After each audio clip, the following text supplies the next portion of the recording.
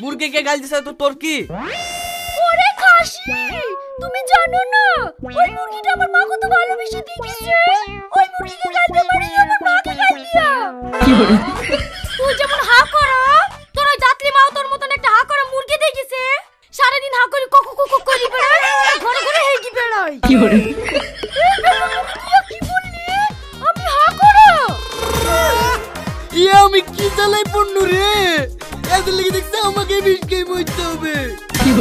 ও গো বৌমা, তোমরা কি করছো গো? থামো থামো। আর 5 মিনিট হয়নি তোমরা যাওয়া, আর এর মধ্যে তোমরা ঝামেলা শুরু করে দিছো। আপনি জানেন না মা, ও কত বড় শয়তান। ও আমার গায়ে হাত দিছে। ওকে যদি আমি জেলে ভাত না খাইছি, আমার নাম তুই না না। জানেন না আমাকে। এই তুই না যাইও না, যাইও না। কি গো, তুমি আবার কোথায় যাচ্ছো? তুই একেবারে কেস করতে, আমি পারিনি। আমিও যাচ্ছি কেস করতে।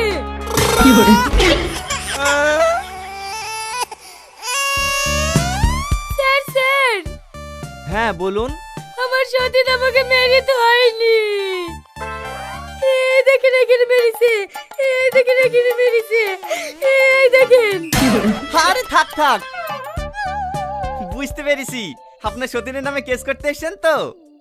হ্যাঁ স্যার। একটু দাঁড়ান, আগে ইনার কেসটা লিখিলি, তারপর আপনার কেসটা লিখছি।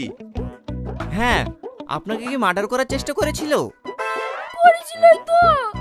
আমার স্বামী না আসলে আমাকে মেরেই ফেলতো। আচ্ছা ঠিক আছে, আমি কড়া করে কেস লিখে দিচ্ছি, মোটামুটি 3 বছরের জেল হয়ে যাবে।